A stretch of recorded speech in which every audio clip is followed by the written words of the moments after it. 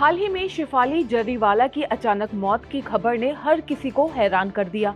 उनकी मौत के पीछे जो प्रोबेबल रीजन सामने आ रहे हैं वो और भी ज्यादा चौंकाने वाले हैं। बताया जा रहा है कि उनकी मौत का एक कारण एंटी एजिंग ट्रीटमेंट भी हो सकता है। हालांकि अभी तक इससे रिलेटेड कोई ऑफिशियल कंफर्मेशन नहीं हुई है और ये सिर्फ एक अनुमान है। ऐसे में आज की इस न्यूज़ रिपोर्ट में हम आपको बताएंगे कि एंटी एजिंग ट्रीटमेंट होता क्या है। एंटी एजिंग ट्रीटमेंट आखिर होता क्या है? एंटी एजिंग ट्रीटमेंट एक ऐसा ट्रीटमेंट और कॉस्मेटिक प्रोसेस है जिसके जरिए किसी की एज को कम दिखाने की कोशिश की जाती है। इस ट्रीटमेंट का एजेंडा होता है जवान दिखना। इस ट्रीटमेंट से स्किन और ज्यादा चमकदार और टाइट लगने लगती है और चेहरे के रिंकल्स और दाग धब्बों को हटाया जाता है।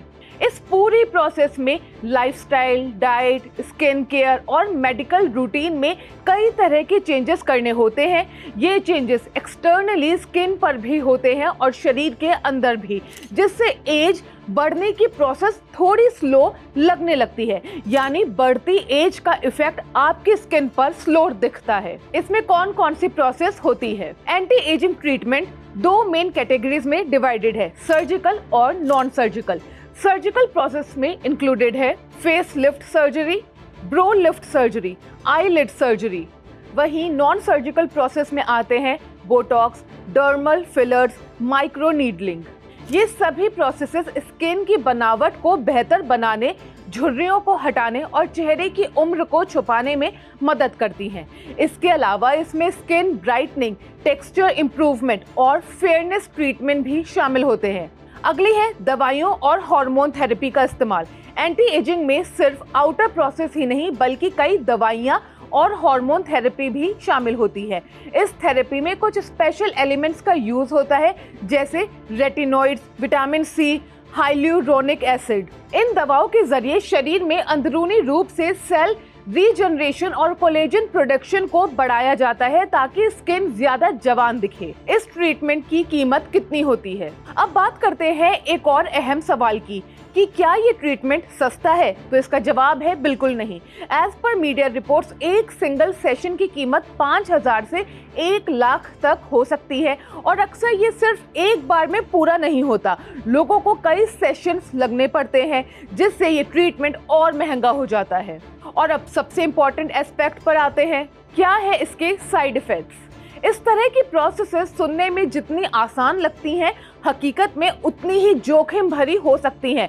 प्रोबेबल साइड इफेक्ट्स में शामिल हैं एलर्जिक रिएक्शन, स्किन इन्फेक्शन, आंखों की रोशनी पर असर, हार्मोन बदलाव से हार्ट अटैक और कैंसर का खतरा, चेहरे की बनावट का बिगड़ना। प्रेग्नेंट और ब्रेस्ट फीडिंग महिलाओं के लिए तो ये बेहद ही खतरनाक प्रोसेसेस हैं। इसके अलावा इनिशियल यूज में स्किन पर जलन, पीलापन, सूजन और छिलन जैसी समस्याएं देखी जा सकती हैं। अगर सनस्क्रीन का ध्यान नहीं रखा गया तो स्किन पर परमानेंट दाग भी हो सकते हैं। भारत में इससे जुड़े नियम क्या है? तो भारत में ऐसे ट्रीटमेंट्स को लेकर भी कानूनी दिशा निर्देश तय किए गए हैं। ड्रग्स एंड कॉस्मेटिक्स एक्ट 1940 के अंतर्गत भारत में जहां भी इंजेक्शन बेस्ड ट्रीटमेंट होते हैं उन्हें केवल क्वालिफाइड डॉक्टर्स ही कर सकते हैं। इसके अलावा हार्मोन थेरेपी से पहले पेशेंट से रिटन में सहमति लेना मैंडेटरी है, जिससे अगर ट्रीटमेंट के दौरान कोई दिक्कत हो तो डॉक्टर पर कोई कानूनी जिम्मेदारी ना आए। और सबसे खास बात यह है कि भारतीय कानून के अनुसार आप इस ट्रीटमेंट का प्रचार प्रसार नहीं कर सकते, यानी कि कोई एडवर्टीजमेंट, बैनर या सोशल मीडिया पोस्ट नहीं डाल सकते हैं जिसमें ये दावा किया जाए कि इस ट्रीटमेंट से आप फिर से जवान हो जाएंगे, क्योंकि सच तो ये है कि नेचर को कोई नहीं बदल सकता। शेफाली जरीवाला का मामला भले ही हालिया हो, लेकिन ये पहली बार नहीं है जब कोई सेलिब्रिटी इस तरह की प्रोसेस के चलते अपनी जान गंवा बैठे हों।